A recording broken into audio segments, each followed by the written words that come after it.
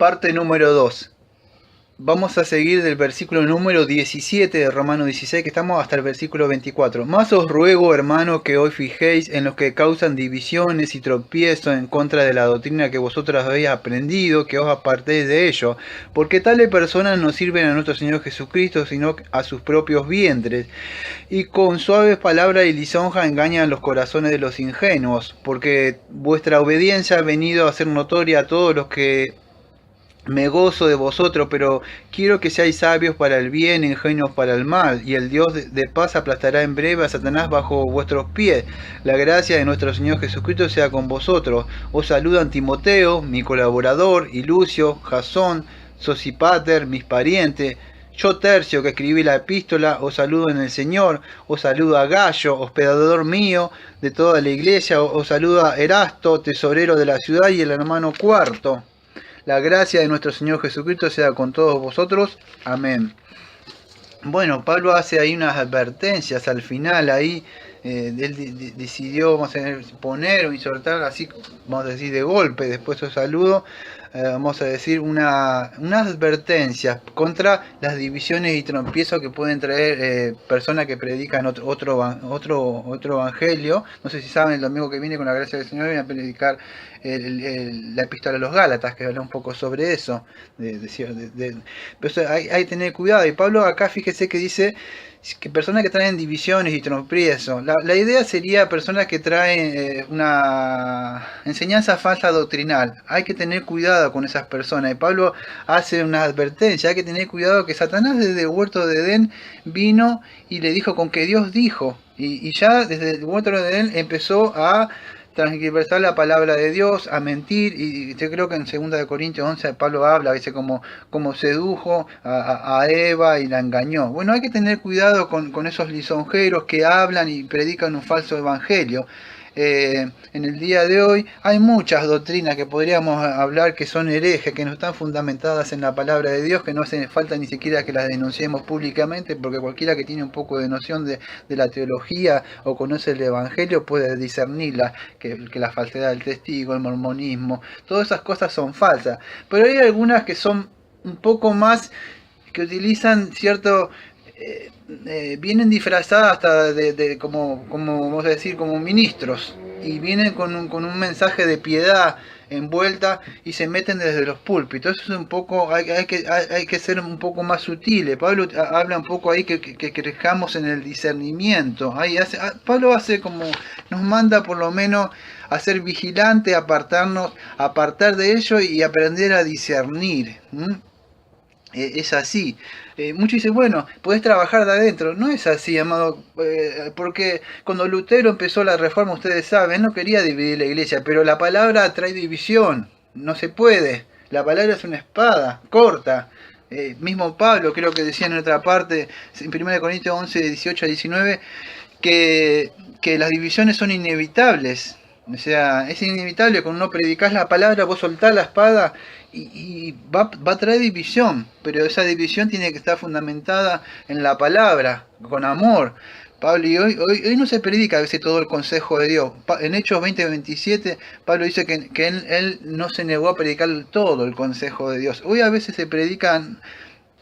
a veces cuando pongo estas cosas tengo que hacerlo, no es porque yo digo, Daniel está haciendo apología, está atacando. No, el texto está hablando, estoy haciendo una predicación expositiva.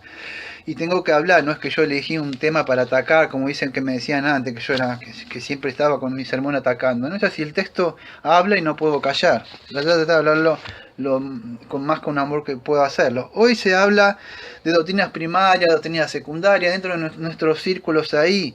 Dicen, bueno, esto es primario, esto es secundario. La palabra que yo digo es, ¿quién te da la autoridad para decir que esto es primario, esto es secundario? ¿Quién es el que nos autoriza a nosotros a donde yo puedo decir que esto es relevante y esto no es relevante? Cuando dijo que todo el consejo de Dios para nosotros, la palabra 2 Timoteo 3, versículo 17, para que alcancemos la madurez, la anchura de Cristo. Entonces, ¿quién le pone fin acá? Y eso es lo malo que ha entrado dentro de las iglesias, donde empiezan a dividir las doctrinas, ¿no? Yo no me acuerdo quién fue el que lo dijo esto. De verdad no sé si fue Richard Baxter, si fue Lutero, si fue Agustín. La palabra es que es esta.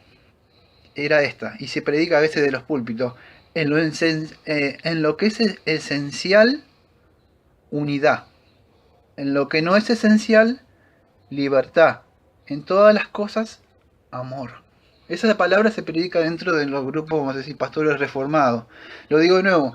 En lo que es esencial, ¿qué es esencial? Bueno, las doctrinas esenciales, no sé si saben ustedes, o sea, la cristología, vamos a decir que Jesucristo es Dios, la salvación por la justificación por la sola la fe, o sea, la deidad de Cristo, la Trinidad, la justificación por la autoridad de las Escrituras, no que es un sueño. Esas son doctrinas esenciales o primarias.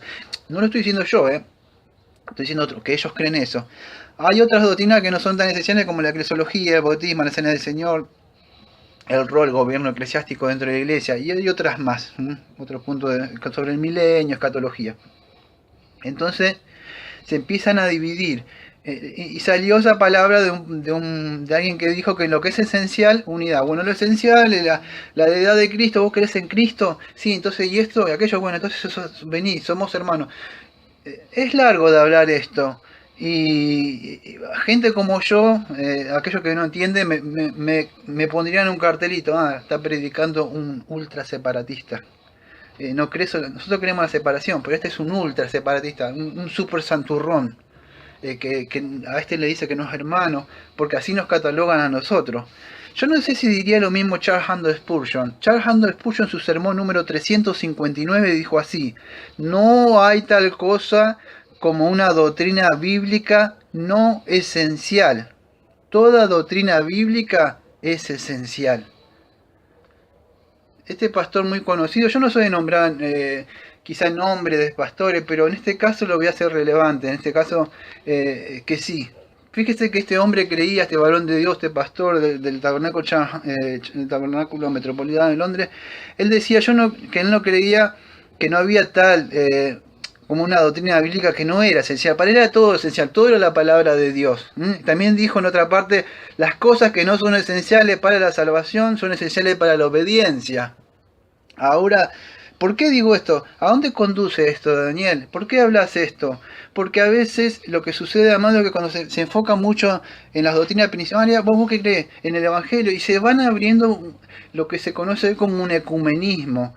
Hoy, no sé si ustedes saben, están informados, muchas iglesias casan hombre con hombre, mujeres con mujeres, hay ministros, vamos a decir, que se casan entre ellos. Ahí, no estoy hablando así, estoy hablando de iglesias dentro de comillas, sanas. ¿Por qué?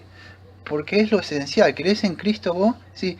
Y así empiezan a bajar, y ciertas cosas como la santificación, otras cosas la van dejando de lado. Entonces, a veces está mal. Hay que tener cuidado cuando se dice: en lo que es esencial, unidad. En lo que no es esencial, amor. Hay que tener cuidado con eso, porque muchos bajan los estándares de la palabra de Dios. Y no es así. La Biblia no es, vamos a decir, para tomarla relativamente, lo que a mí me gusta, lo que no me gusta. Todo es la palabra de Dios. Entonces tenemos que tener cuidado con eso. Porque dice: bueno, estas cosas no son tan esenciales. Amado, nuestra vida, nuestra ortodoxia que creemos, es esencial para nuestra ortopraxis. Lo que yo creo es lo que yo voy a vivir. Si yo creo que Dios es un Dios que me va a prosperar, y como le andaba predicando alguien acá, me dice: Dios te va a prosperar. Y yo creo que Dios es un Papá Noel, que si yo le doy, Dios dice: ¿cuánto diste? Tanto. Sea multiplicado. Entonces yo voy a vivir una vida de prosperidad. Entonces la doctrina sí es esencial, porque lo que yo creo, yo voy a vivir. Si yo creo que es un Dios justo, que no va a tomar por inocente vamos a decir, aquel que ha pecado y ha vivido una vida, y dice: yo acepté a Jesús y vivo como quiero, y Él no va a pasar por algo. El Señor no va a aceptar por acá abajo un cohecho. Entonces hay que tener cuidado con estas cosas que se infiltran. Pablo nos advierte, nos da unas advertencias acá. Fíjese que dice de sus vientres, no habla de una persona que está pasada de peso, sino la idea es motivada por el egoísmo, y vamos a decir por su propia ganancia, que le importa a él mismo. En una parte, en 1 Timoteo 6, versículo, creo que son en el versículo, a ver si lo anoté, sí,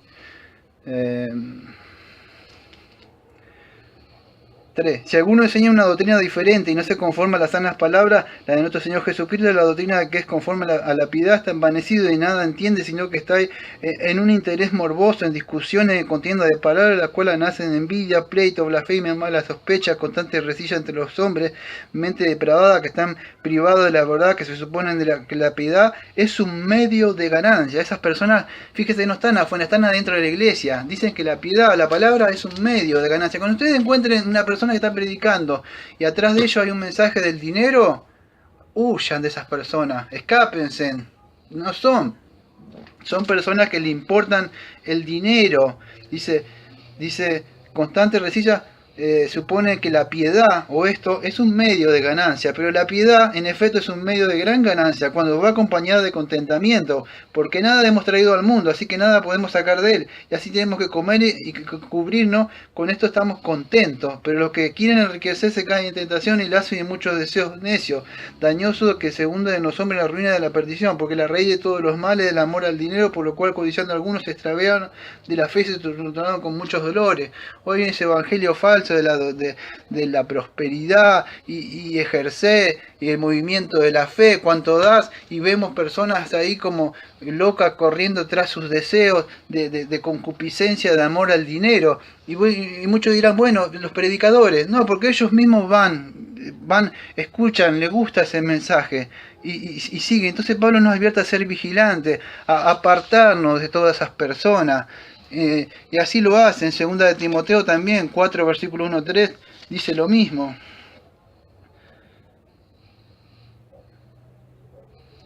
Segunda de Timoteo 4, te encargo solemnemente en la presencia de Dios y Cristo que ha de juzgar a los vivos y los muertos por su manifestación y por su reino, predica la palabra, insiste a tiempo, fuera de tiempo, redarguye, reprende, exhorta con mucha paciencia y instrucción, porque vendrá tiempo cuando no soportarán la sana doctrina, sino que teniendo comezón de oído acumularán para sí maestros conforme a sus propios deseos, apartarán sus oídos de la verdad y se volverán mitos, pero tú sé sobrio en todas las cosas, sufre penalidades, haz el trabajo de evangelista, cumple tu ministerio.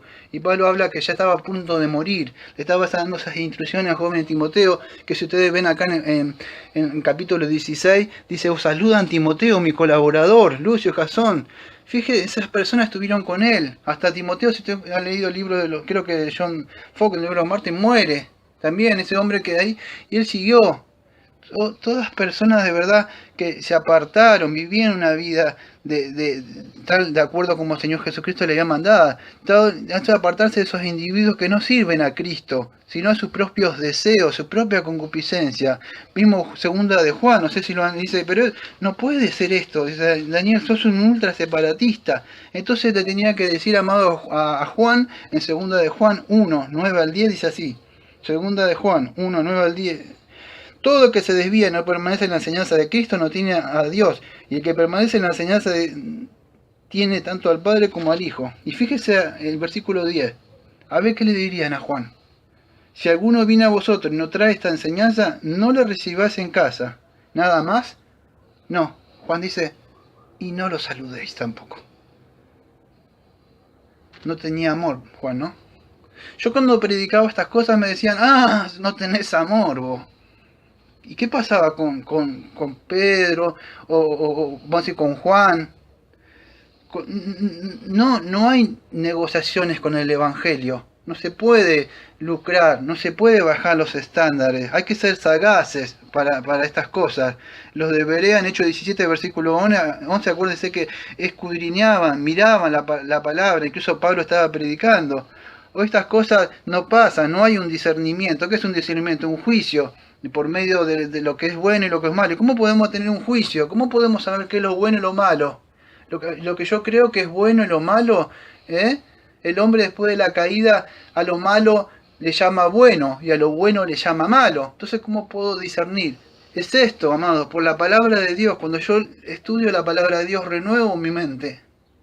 El hombre interior, mis ojos se me abren y puedo ver el camino para poder. Pero si no, ¿cómo voy a saber la verdad?